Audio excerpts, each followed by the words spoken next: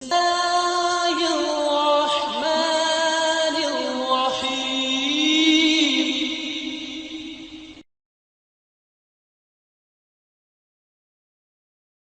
إن الحمد لله ونستعينه ونستغفره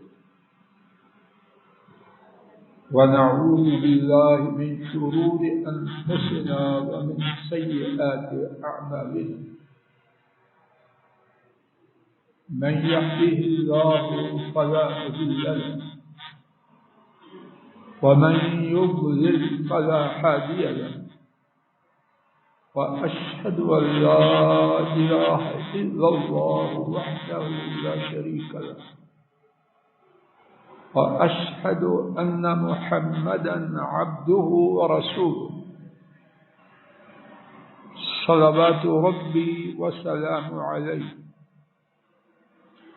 أما بعد فإن خير الحديث كتاب الله وخير الهدي هدي محمد صلى الله عليه وسلم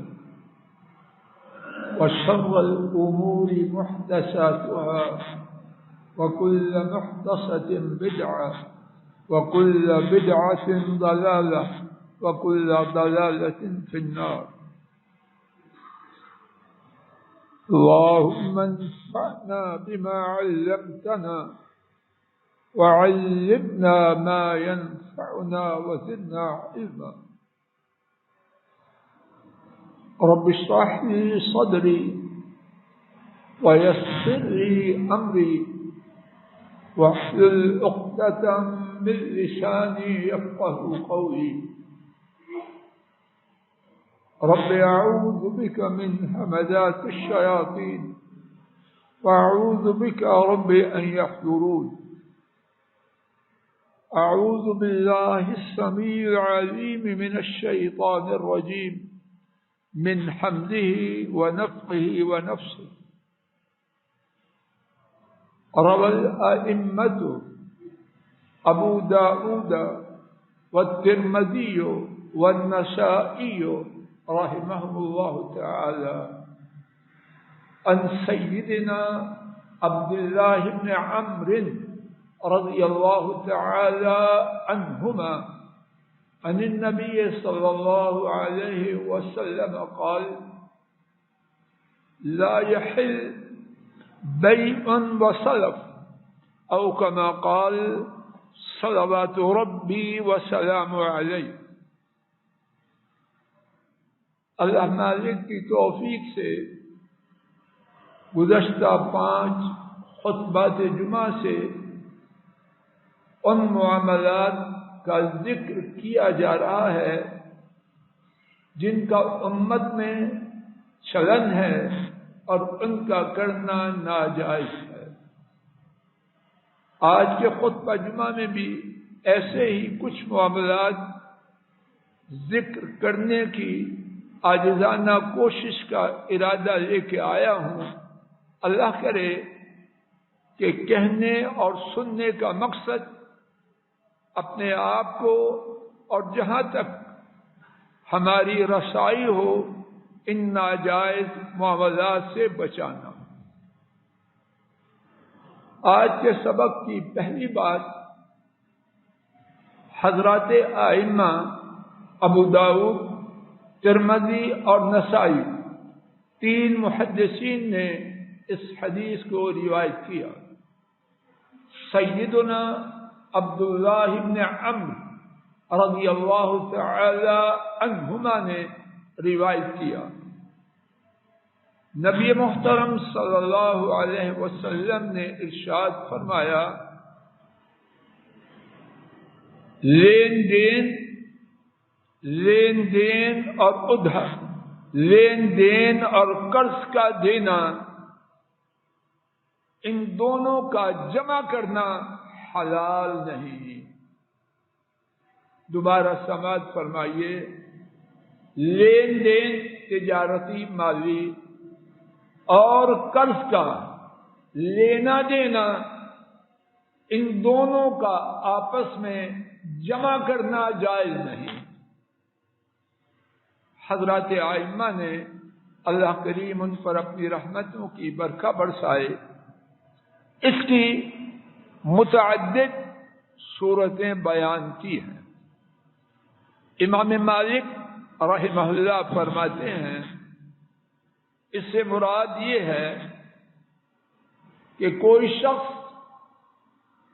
دوسرے سے کہے میں تمہارا یہ سودا خریدتا ہوں لیکن شرط یہ ہے کہ مجھے اتنی رقم بطور قرضہ دو۔ مثال میری طرف سے ایک شخص مکان فروخت کرنا چاہتا ہے، الف اس سے کہتا ہے 2 کروڑ کا مکان میں خریدتا ہوں، لیکن کنڈیشن یہ ہے کہ مجھے 3 کروڑ 2 کروڑ یا 1 کروڑ ادھار دو۔ اب قرض اور سودا دونوں کو جمع کیا، ایسا کرنا حرام ہے۔ نہ یہ قرض دینا درست ہے اور نہ لینا درست ہے۔ کیوں؟ توجہ فرمائیے، اس سودا کی خریداری خالص نہیں، لینے اور دینے والے کے دونوں کے پس منظر میں کیا ہے؟ مقروض قرض لے رہا ہے، قرض دینے والا دے رہا ہے۔ ممکن ہے سودے کا ریٹ 2 کی بجائے 1.5 ہو، 1.90 ہو، قرض لینے والا 10 لاکھ بڑھا رہا ہے، کیوں؟ تاکہ قرض مل جائے، اور قرض دینے والا قرض دے رہا ہے تاکہ 10 لاکھ زیادہ لے لے۔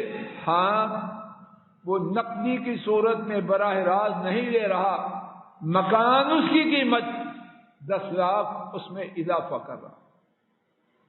دوبارہ سماعت فرمائیے، امام مالک فرماتے ہیں اس کی شکل یہ ہے کہ خریدار کہے میں تیرا سودا خریدتا ہوں اس شرط پر کہ تو مجھے قرض دے، ایسا کرنا حرام اور ناجائز ہے۔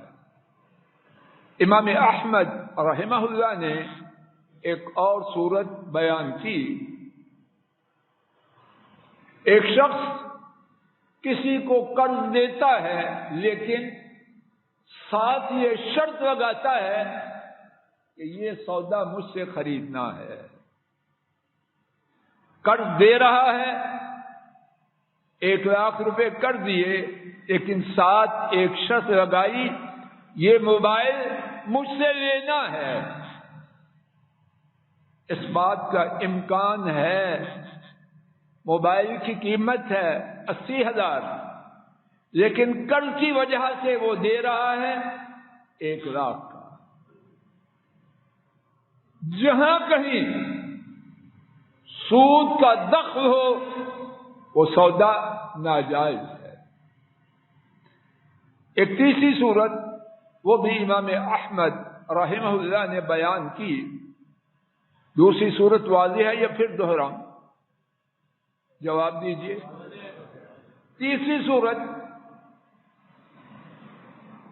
قرض دینے والا قرض دے رہا ہے، لینے والا لے رہا ہے، قرض کے لیتے دیتے مقروض اپنا موبائل بطور گروی رکھ رہا ہے،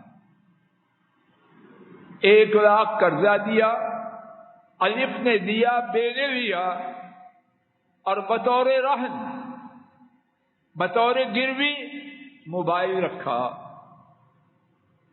اب قرض دینے والا یہ کہہ رہا ہے اگر تو قرض نہ دے پایا تو 1 لاکھ روپے کا موبائل مجھے آ گیا۔ بات واضح ہو رہی ہے؟ قرض دینے والے نے قرض دیا، لینے والے نے لیا، کوئی چیز گروی رکھی اور شرط کیا لگائی، اگر بر وقت ادائیگی نہ ہو پائی تو مارکیٹ کے ریٹ کے مطابق نہیں، جتنی رقم قرض دی ہے اس کے بدلے میں یہ موبائل میرا ہوگا، ایسا کرنا حرام۔ مزید سماعت فرمائیے، اس معاملے میں یہاں تک میرا محظوظ سا مشاہدہ ہے، خرابی بہت زیادہ ہے، اور اللہ کریم جزائے خیر دے علماء امت کو، انہوں نے بھی اس بات کو خوب کھول کے بیان کیا ہے۔ علماء امت نے بیان کیا، جج صاحب جی توجہ فرمائیں، علماء امت نے بیان ہر وہ معاملہ، بیرسٹر صاحب، ہر وہ مالی معاملہ جو قرض کے ساتھ جوڑا جائے وہ حرام ہے۔ اللہ اکبر، اللہ ان کی قبروں کو نور سے بھرے، اللہ کرے کہ میں بات پہنچا پاؤں، آپ سب سمجھ آ رہی؟ ہر وہ مالی معاملہ، قرض بہت بڑی نیکی اور مستقل کتاب ہے قرض دینے کی شان و عظمت کا، بہت بڑی نیکی ہے، لیکن شیطان بڑا چالاک ہے، اس نیکی کو سنگین گناہ میں آئے دن تبدیل کرتا ہے۔ توجہ فرمائیے، اور یہ بات میرے گمان کے مطابق اللہ کرے میں آپ تک پہنچا پاؤں اور آپ صحیح فیصلہ کر پائیں کہ یہ بات کتنی قیمتی ہے۔ ہر وہ مالی معاملہ، کاش بیٹا سمجھ آ رہی ہے، ہر وہ مالی معاملہ جو قرض کے ساتھ جوڑا جائے وہ حرام ہے۔ آئیے روزمرہ زندگی میں اس کی کچھ مثالیں سنتے ہیں، شاید میں ناکارہ بات کو اجاگر کر پاؤں اللہ کی توفیق سے۔ ایک شخص نے کرائے پہ شو روم لیا، 7 کرایہ طے ہوا، 10 لاکھ روپے دکان کے مالک کو دیے کہ کس لیے ہے؟ دکان کا کرایہ 50,000، ہر ماہ کرایہ دینا ہے، بجلی، یوٹیلیٹی بل، ان کے لیے سیکورٹی 1 لاکھ، بات ختم ہو گئی۔ یہ 10 لاکھ کس چیز کا ہے؟ سوال اللہ کرے واضح کر پاؤں کہ سوال کا سمجھنا آدھا جواب سمجھنا ہے۔ دوبارہ سماعت فرمائیے، ڈاکٹر محبوب صاحب جی، غلطی ہو تو بعد میں بتلا کے جانا۔ مکان کرائے پہ لیا، شو روم کرائے پہ لیا، 50,000 کرایہ طے پایا، ہر ماہ کرایہ دے رہا، 1 لاکھ یوٹیلیٹی بل کے لیے بطور سیکورٹی ہے کہ بعض اوقات کرایہ دار بغیر بلوں کے ادا کرنے کے بھاگ جاتے۔ ٹھیک ہوگی بات۔ اب 10 لاکھ یہ کس چیز کے بدلے میں؟ سماعت فرمائیے، اور اللہ کرے میں بیان میں غلطی نہ کروں اور سمجھانے میں بھی کوتاہی نہ کروں۔ یہ 10 لاکھ یہ قرض ہے، کس کی گردن میں؟ دکان کے مالک کی گردن میں۔ ایسے ہی ہے یہ کچھ اور؟ بولیے نظر صاحب، قرض ہے کہ نہیں؟ اب اس قرض سے اسے کیا فائدہ ہے؟ یہ قرض کرایہ دار نے کیوں دیا؟ کہ اس کی دکان ملے گی، تو مالک دکان نے کرائے کے علاوہ اس 10 لاکھ کا فائدہ اٹھایا، اپنی دکان کو کرائے پہ دینے کا ناجائز فائدہ اٹھایا، اور اس کو کاروباری لوگ کیا پگڑی کہتے ہیں، اس کی شرعی حیثیت کوئی نہیں۔ یہ قرض کے ساتھ ایک تجارتی معاملہ کو جمع کیا گیا ہے جس کی شریعت میں اجازت نہیں۔ 10 لاکھ اگر کرایہ دار نے دینا بطور قرض دے اور دکان سے نکل جائے، پھر دیکھے وہ قرض دیتا ہے کہ نہیں دیتا۔ ہر وہ قرض، قاعدہ نوٹ فرما لیجیے، ہر وہ قرض جو اپنے ساتھ نفع کھینچے وہ سود ہے۔ کرایہ دار نے جو 10 لاکھ دیا، مالک دکان کے ذمہ قرض ہے، اور کرایہ دار اس دینے کا نفع لے رہا ہے کہ نہیں؟ جواب دیجئے۔ 100 بندوں میں سے اس کو دکان کرائے پہ دے رہا ہے، اور جو 10 لاکھ نہیں دیتا اس کو دیتا ہے۔ تو کرایہ دار نے اپنے 10 لاکھ کا فائدہ لیا، اور اسی بنا پر یہ سودا حرام۔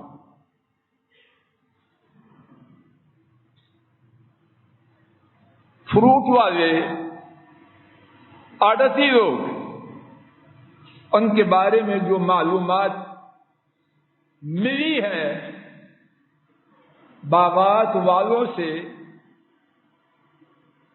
بطور آڑت باغ بک کرتے، باغ خریدتے نہیں، نفع نقصان میں نہ شریک ہوتے ہیں نہ کرتے ہیں۔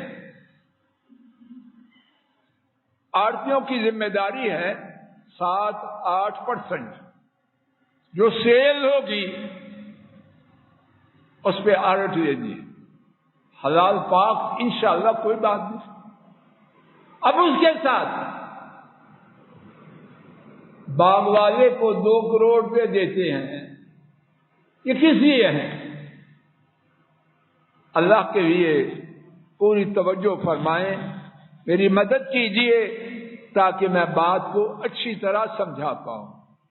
اگر غلطی ہو تو اللہ مجھے معاف کرے اور مجھے بتلا دیا جائے۔ آڑتی مال بیچا، 7-8% کمیشن لی، انشاءاللہ حلال پاک، یہاں تک معاملہ صاف ہے۔ اب جو 2 کروڑ روپیہ باغ والے کو دیا وہ کس لیے؟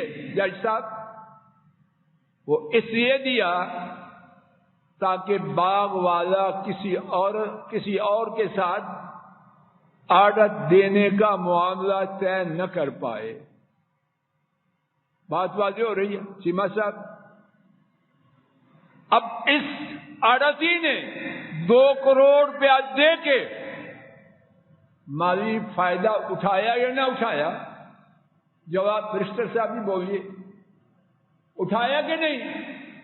ہر وہ قرض، قاعدہ یاد کر لیجیے، اور اس قاعدہ کا یاد کرنا اور اس کو زندگی میں نافذ کرنا اللہ کے فضل و کرم سے سود سے بچنے میں بہت تعاون کرے گا۔ اب 2 کروڑ روپیہ جو آڑتی نے دیا وہ صلہ رحمی کرتے ہوئے نہیں دیا، رشتہ داری میں نہیں دیا، تعاون کرتے ہوئے نہیں دیا۔ جتنی باتیں ہیں جو اس کا خرچہ ہے ورچہ ہے، بھائی اس کو دیا، باقی باغبانوں کو کیوں نہیں دیا؟ اس کو کیوں دیا ہے؟ اس لیے کہ اس سے فائدہ اٹھانا ہے۔ کیا کہ میں آڑت کو پختہ کر لوں، تو قاعدہ کیا ہے؟ ہر وہ قرض جس سے فائدہ اٹھایا جائے، وہ قرض پر لیا گیا فائدہ سود ہے۔ آئیے حضرات صحابہ رضی اللہ تعالی عنہم اجمعین کی طرف۔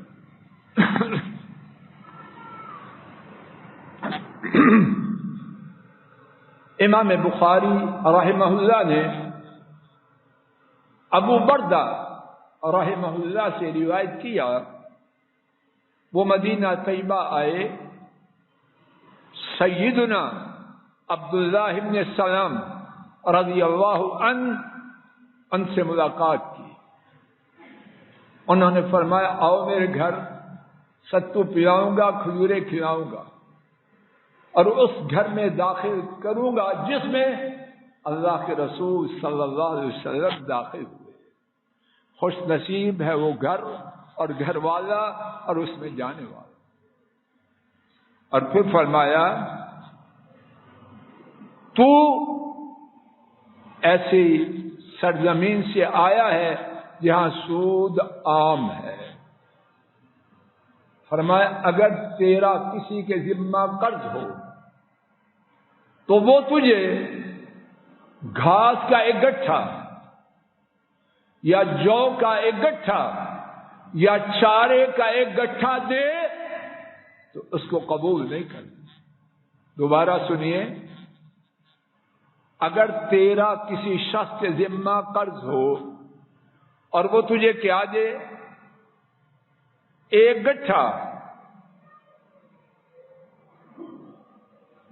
جو کا، چارے کا، گھاس کا، عبداللہ ابن السلام فرمانے وہ قبول نہیں کرنا، کیونکہ وہ یقیناً سود ہے۔ کیوں کہ تیرا اس کے ذمہ کیا تھا؟ امام بہقی رحمہ اللہ نے روایت کیا،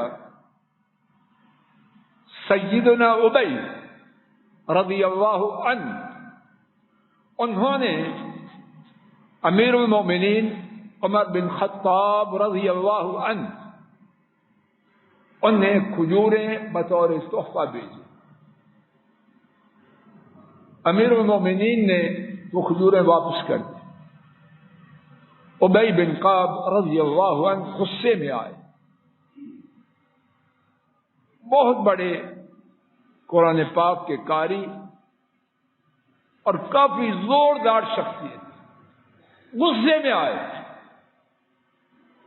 عمر فاروق رضی اللہ عنہ کے پاس آئے اور کہنے لگے آپ نے میرا تحفہ کیوں واپس کیا؟ آپ کو پتا ہے کہ مدینہ طیبہ میں جن لوگوں کی کھجوریں سب سے عمدہ ہیں ان میں سے ایک میں ہوں۔ پھر فرمانے لگے ہاں مجھے پتا ہے، آپ نے میرا تحفہ اس لیے واپس کیا کہ میں نے آپ سے 10,000 درہم بطور قرض لیے تھے، تو آپ سمجھتے ہیں میں نے اس قرض کی وجہ سے آپ کو تحفہ بھیجا، یہ وہ اپنے 10,000 درہم، میں آپ کا قرض نہیں لینا چاہتا۔ سیدنا فاروق رضی اللہ عنہ انہوں نے تحفہ کیوں واپس کیا کہ کہیں بھیجنے والے ابی بن کعب، لیکن عمر فاروق رضی اللہ تعالی عنہ نہیں چاہتے شک و شبہ کا شائبہ بھی ہو تحفہ واپس کر دیں، اور ابی رضی اللہ عنہ بات کی تہ کو پہنچے، 10,000 درہم واپس کیے۔ مزید سماعت فرمائیے، سیدنا ابن عباس رضی اللہ تعالی عنہما ان کے پاس ایک شخص آیا، عرض کیا میرے ایک شخص کے ذمہ 20 درہم قرض تھے، میرے ایک شخص کے ذمہ 20 درہم قرض تھے، اس نے مجھے تحائف، گفٹ، تحفے بھیجنے شروع کیے، جو تحفہ آتا میں فروخت کر دیتا، جو تحفہ آتا فروخت کر دیتا۔ اب قرض کی واپسی کا موقع آیا تو وہ چاہتا ہے قرض واپس کروں۔ کتنا قرض تھا؟ بولو. اور وہ تحفے جو اس نے مجھے بھیجے تھے ان کی مالیت 13 درہم. تو میں کیا کروں؟ سیدنا ابن عباس رضی اللہ عنہما نے فرمایا 20 سے 13 منہا کرو، مائنس کرو، باقی کیا بچا؟ 7 درہم لے لو، 13 درہم تجھے آ چکے ہیں.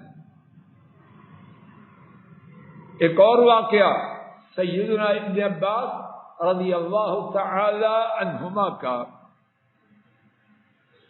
ایک مچھلی فروخت کرنے والا اس نے کسی شخص سے 50 درہم قرض لیے.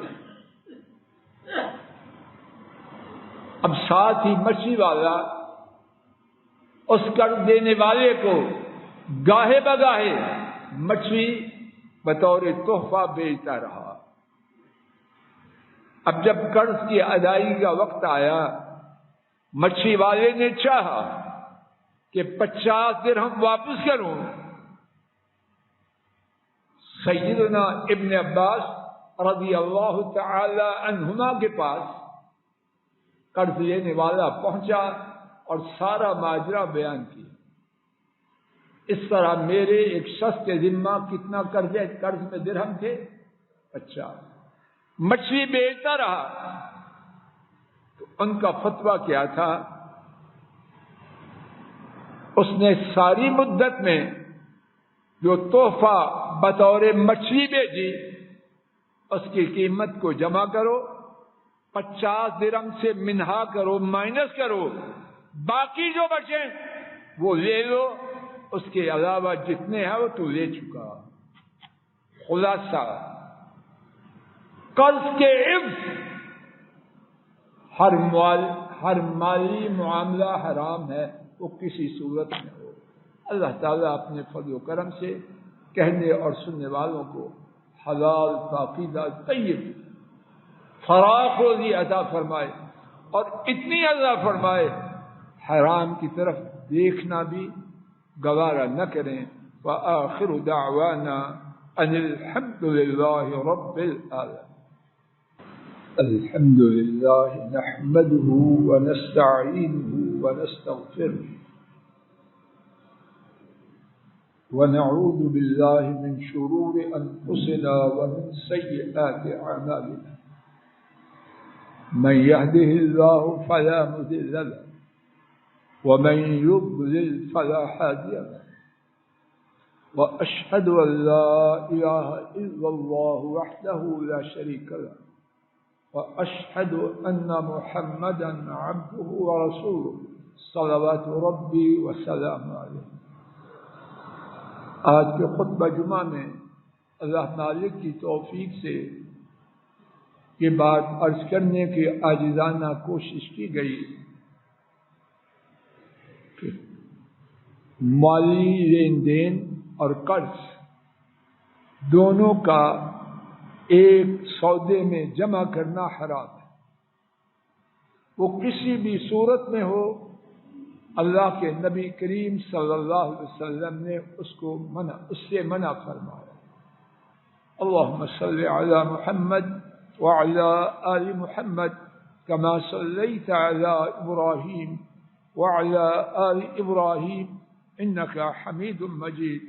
اللہم بارک علی محمد وعلی آل محمد کما بارکت علی ابراہیم وعلی آل ابراہیم انک حمید مجید. انک حمید مجید. السلام علیکم ورحمۃ اللہ. یہ ڈاکٹر فضل الہی صاحب کا آفیشیل یوٹیوب چینل ہے. اس کو لائک، سبسکرائب اور شیئر کریں اور بیل آئیکن پریس کریں تاکہ نئے آنے والی ویڈیوز کا نوٹیفیکیشن آپ کو موصول ہو سکے. جزاکم اللہ خیر.